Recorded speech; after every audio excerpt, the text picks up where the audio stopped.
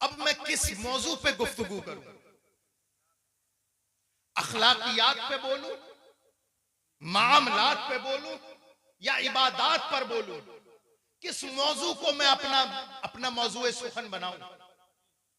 अगर अखलाकियात की बात करी जाए तो उम्मत मुस्लिमा का अक्सर और बेशतर हिस्सा अखलाकियात के लेवल से बहुत गिर गया। मामलात की बात की जाए तो ये उम्मत मुस्लिमा मामलात में यहूद और नसारा और मुशरिकीन को भी पीछे छोड़ सकती है। सुभान अल्लाह। और इबादात का मामला किया जाए तो आप देखें मिंबर और मेहराब किस कदर के सोने हैं। आज अगर ये तकरीर की जाए कि नौजवानों शराब छोड़ दो, तवज्जो है, मैं तकरीर करने की कोशिश कर रहा हूं, मैं तकरीर करने की कोशिश कर रहा हूं, अगर आप लोग साथ देंगे वो बड़े गौर से सुन रहे हैं। अगर मैं ये तकरीर करूं कि लोगों, नौजवानों, तुम में शराब पीने वालों की शराब बहुत बढ़ती जा रही है, तो मेरी तकरीर ही नहीं, आप नेट पर सर्च करें, 1000 तकरीरें हैं और न जाने कितने हजार दर्जनों किताबें इस मौजू पे लिख दी गई। अगर मैं ये बात करूं कि नौजवानों जिना के रेशात बढ़ते चले जा रहे हैं, तो इस मौजू पर मेरी अकेले की तकरीर नहीं, सैकड़ों मुकर्रिर हैं और हजारों किताबें मुरत्तब हो चुकी है। मैं ये बयान करूं कि मुसलमानों सूद खाना छोड़ दो, तो सिर्फ वाहिद मेरी तकरीर नहीं, न जाने कितनी तकरीर है, न जाने कितनी हजार किताबें हैं। मैं अब अपनी तकरीर करने की कोशिश के आखिरी मकाम पर हूं, मैं शुरू कर रहा हूं। आपके पास अलग अलग अखलाकियात पर अलग किताबें, मामलात पर अलग किताबें, जो है इबादात पर तकरीरें और मकालात और किताबें हैं, अखलाकियात पर किताबें, मामलात पर लिखी हुई किताबें आपके सामने हैं। लाखों करोड़ों किताबें होने के बावजूद तमाम मामलात आपके सामने हैं, तमाम मामलात मुसलमानों के आपके सामने हैं। लेकिन इस बात को यही खत्म करो, जलालपुर की सरजमीन पर यही बैठे बैठे गुंबद खजरा की तरफ लौ लगाओ, 14 सदियों पहले चले जाओ, वहां पता चलेगा वहां सिर्फ एक किताब थी। है वाह वाह वाह, जिंदाबाद। नबवी में सिर्फ एक किताब थी, अल्लाह की किताब जिसे कुरान कहते हैं। अल्लाह सुभान। आज लाखों किताबें हैं, करोड़ों किताबें हैं, लेकिन रसूलुल्लाह के जमाने में, जमाना तो रसूलुल्लाह का सब है, हजरत अबू बकर के सामने, हजरत उमर फारूक के सामने, हजरत मौलाए कायनात के सामने, हजरत उस्मान गनी, तलहा और जुबैर के सामने सिर्फ एक किताब थी, और तफसीर के नाम पे उसवे रसूल था। किताब एक थी और तफसीर के नाम पर सिर्फ एक उसवा था रसूलुल्लाह का। एक किताब पढ़ करके उन जानिसाराने रसूल ने दुनिया की काया पलट दी और ये बता दिया कि मोहम्मद से वफा, तूने तो हम तेरे हैं, ये जहां चीज है क्या लौह कलम तेरे। नारे तकबीर, नारे रिसालत, उलमा अहले सुन्नत मसलके आला हजरत हुजूर सैयद मुफ्ती रिहान साहिब किबला, नारे तकबीर।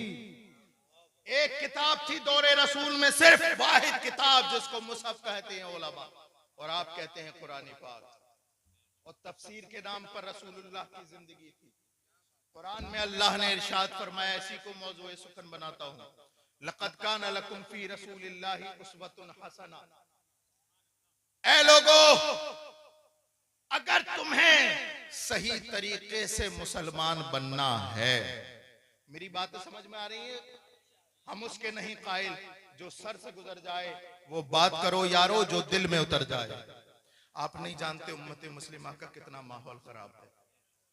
मैं तमाम मकातिबे फिक्र की बात नहीं कर रहा, मैं सिर्फ अपने रज़वी शेरों को जगाना चाहता हूं।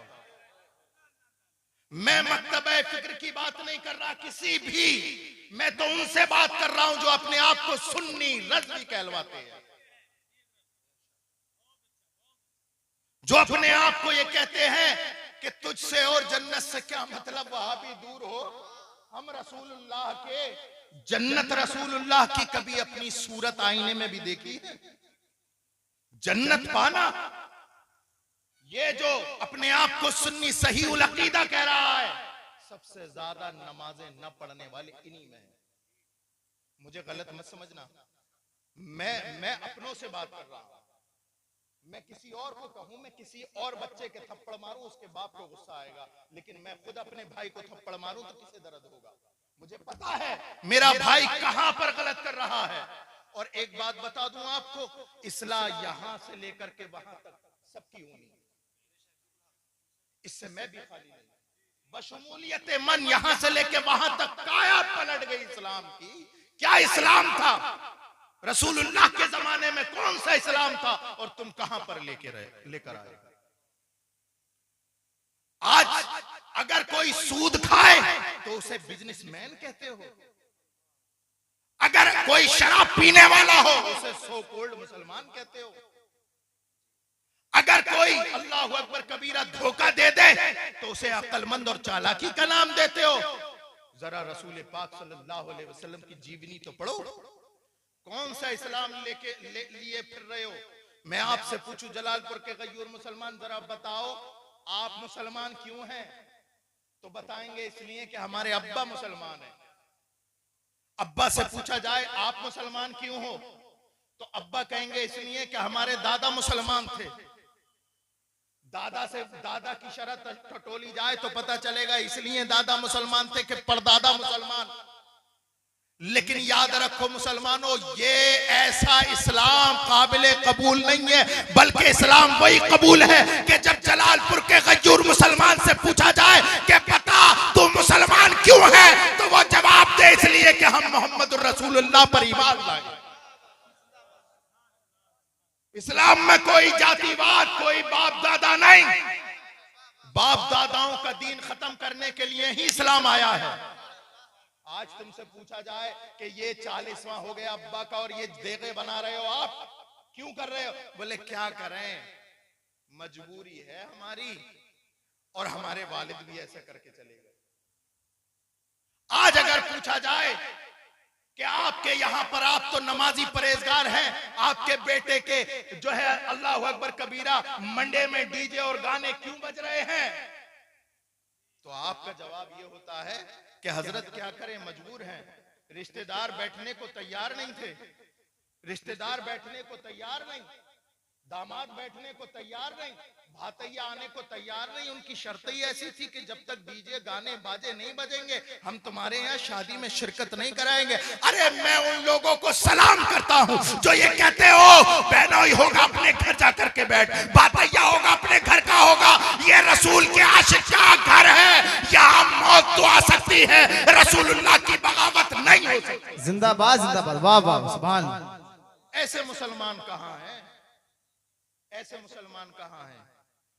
एक वो मुसलमान थे कि जब कुरान ने कहा वस्मऊ आतिऊ, अपने रसूल की सुनो और अमल कर लो, इताअत करो, एक लम्हा भी नहीं सोचते थे कि दरमियान में रसूल ने फरमाया ऐसा तो हमें करना चाहिए कि नहीं। हजरत अबू हुरैरा, नहीं जानते आप लोग हजरत अबू हुरैरा को? यहाँ पर बैठने वाला जो हदीस बयान करता है उसमें अक्सर और बेशतर रिवायात हदीस हजरत अबू हुरैरा, वो जात हजरत अबू हुरैरा सरकार की बारगाह में हाजिर हुए।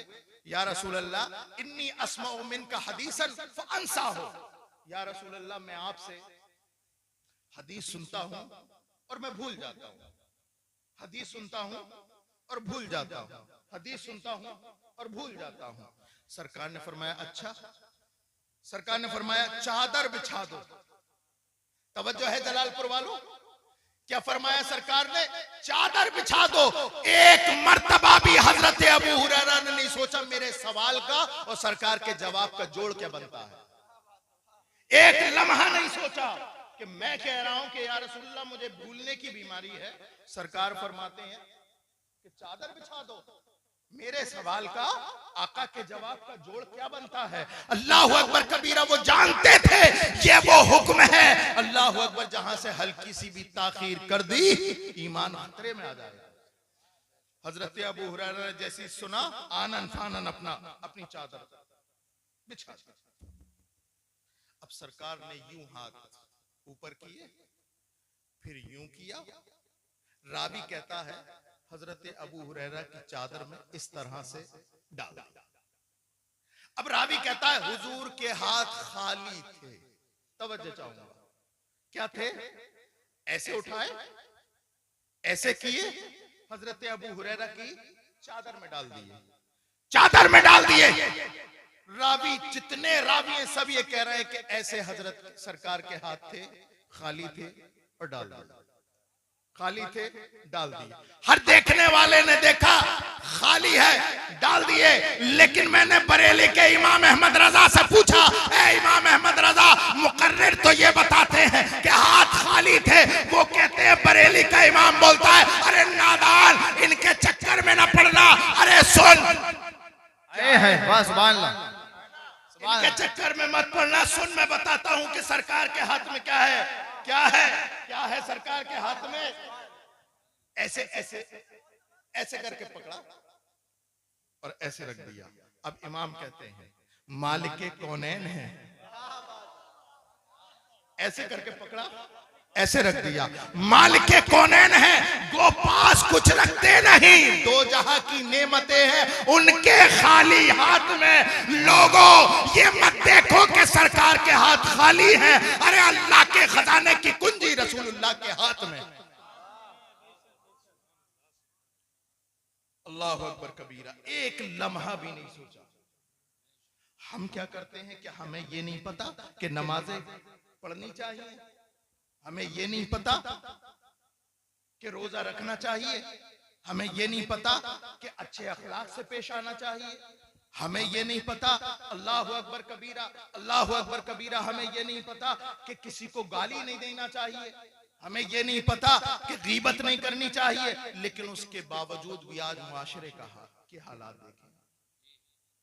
रसूल पाक सल्लल्लाहु अलैहि वसल्लम ने 14 सदियों पहले इरशाद फरमाया है, लोगों मेरी उम्मत पे एक जमाना आएगा, ला यब्का मिनल इस्लाम इल्ला इस्मुहु वला यब्का मिनल कुरआन इल्ला रस्मुहु। सरकार ने इरशाद फरमाया, लोगों मेरी उम्मत पे एक ऐसा जमाना आएगा कि इस्लाम सिर्फ नाम का रह जाएगा, नाम का, वला यब्का मिनल कुरआन इल्ला रस्मुहु, और कुरान सिर्फ लिखा हुआ रह जाएगा। आज अक्सर और बेशतर मुसलमान इसी ख्याल में है कि हम तो मुसलमान हैं, बाकी तमाम मामलात हमारे यहूद और नसारा। आज हमारे घरों में कुरान तो है, लेकिन पढ़ने की तौफीक किसी को नहीं। वो जब से हमने जुज़दान में सजा करके रखा और ताक में रख दिया, अल्लाहु अकबर कबीरा, अल्लाहु अकबर कबीरा, अल आयाज़ु बिल्लाह, अल आयाज़ु बिल्लाह, अल्लाह माफ फरमाए, एक एक इंची गर्द जम गई, कोई पढ़ने वाला नहीं है। बताएं कितने लोग ऐसे हैं जिनके घरों में कुरान पाक की तिलावत होती है? चंद लोग होंगे, चंद लोग होंगे, चंद लोग होंगे। ये बताइए कि कुरान ताकों में सजाने के लिए आया? कुरान ताकों में सजाने के लिए नहीं, बल्कि पढ़कर अमल करने के लिए आया था। आज हमारे पढ़ना तो दूर की बात, कुरान पाक सीखने को तैयार है, और उसे इस्लामी किताब बनाकर के हमने ताक में रख दिया। और हम मुसलमान तो इतने बड़े हैं कि बेटी की शादी हो तो ये पता है 3 दिन पहले वो जाता है कुरान पाक बेटी की ससुराल। बेटी घर की औरतें फिर भी पढ़ लेती हैं, लेकिन मर्दों को मयसर नहीं है। इन्हें पढ़ने की आदत किस बात की है? हाँ, अखबार होना चाहिए, हसन रजा साहब, दैनिक जागरण हो, अमर उजाला हो, सुबह हो, एक हाथ में कप हो, टेबल पे अखबार हो, ये चाहिए।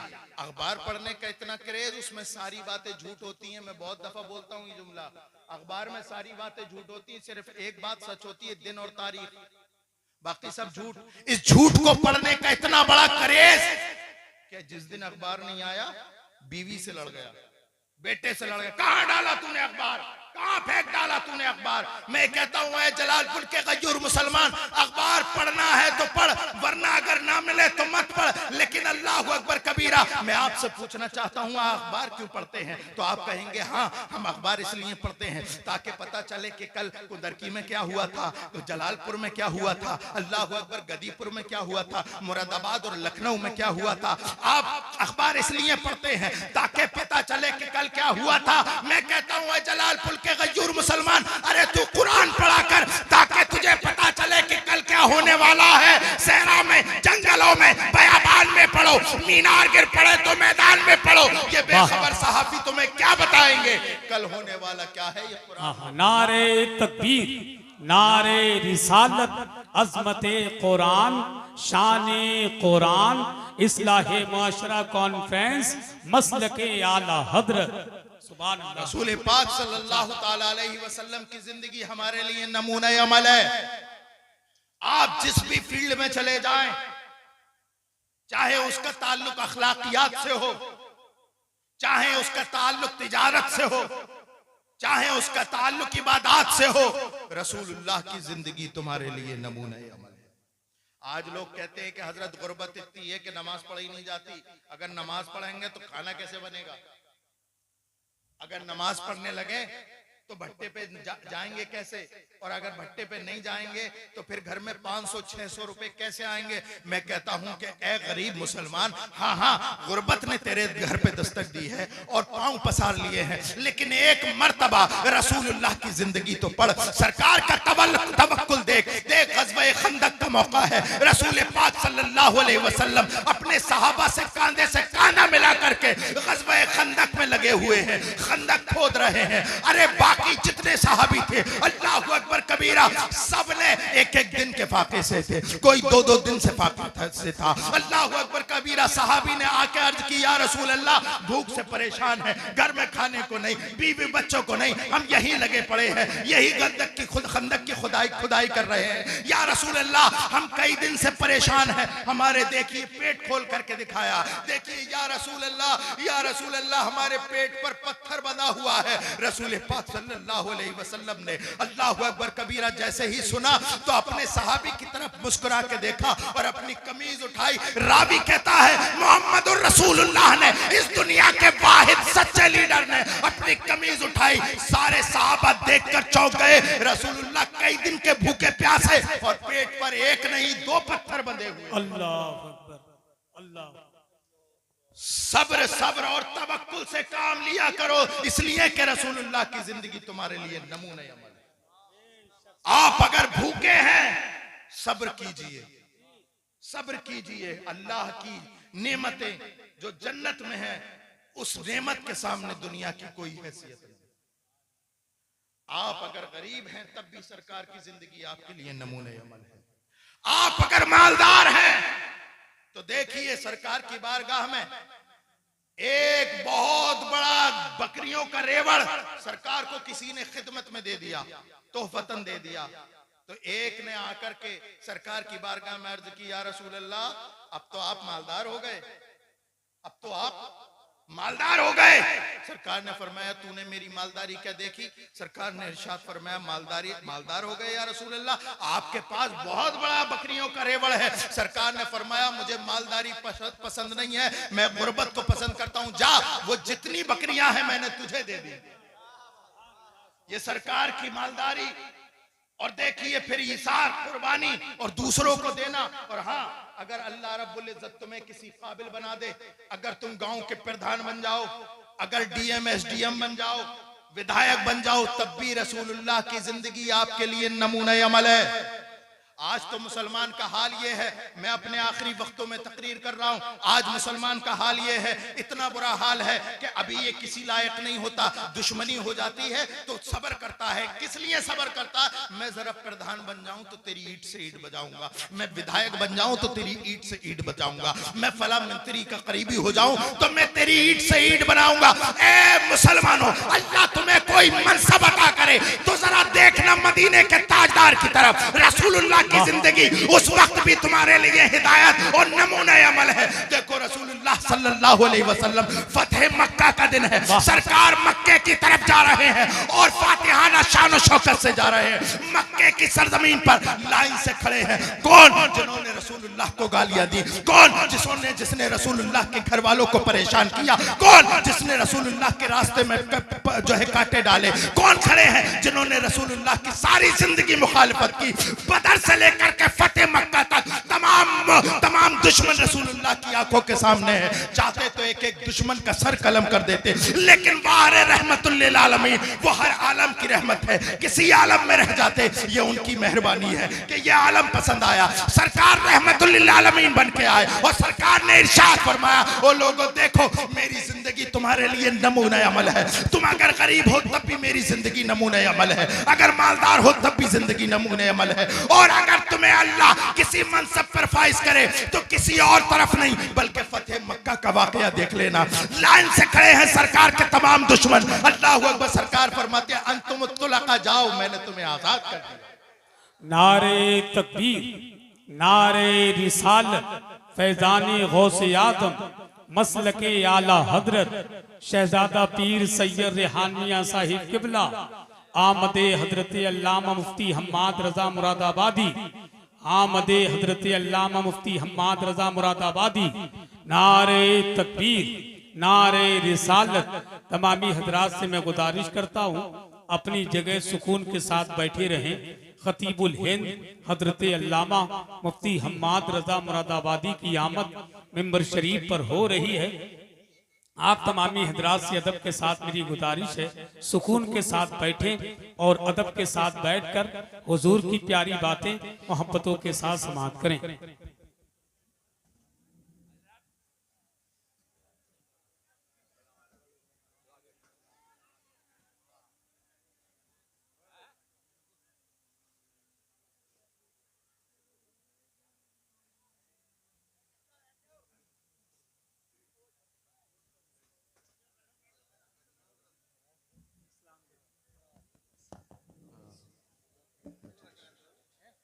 मैं बस अपनी बात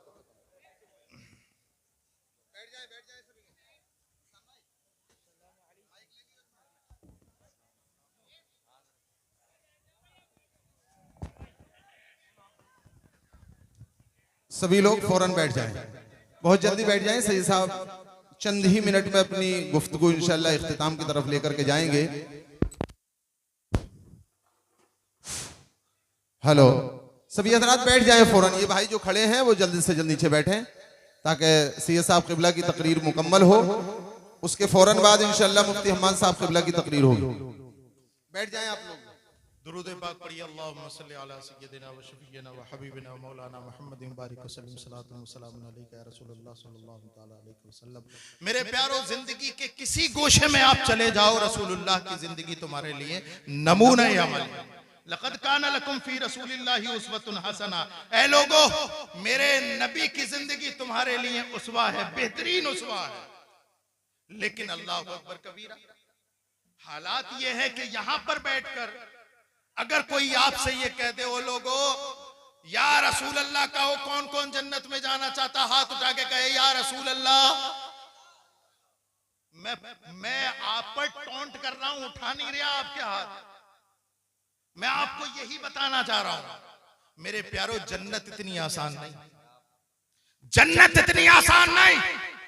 आज झोलियों में ले लेके जन्नत की चाबी लोग घूम रहे हैं कि हमारे मुरीद हो जाओ जन्नत मिल जाएगी, हमारे मुरीद हो जाओ जन्नत मिल जाएगी, जबकि पीर की खुद की पक्की नहीं है। देखे मन आनम के मन दानम। भाई हसन रजा ने मेरे इतने बड़े बड़े अलकाब मेरी औकात से ज्यादा मुझे दिए। मैं जानता हूं मैं क्या हूं। मेरे प्यारो, एक तुम हो, एक मैं हूं। जमीनी सतह के लोग हैं जिनका जिक्र गली कूचों में होता है। लेकिन आओ मैं तुम्हें एक ऐसी शख्सियत की बात बता करके अपनी बात खत्म करता हूं जिनके जिक्र जमीन पर नहीं अर्शे मुअल्ला पे होते हैं। अल्लाहु अकबर कबीरा।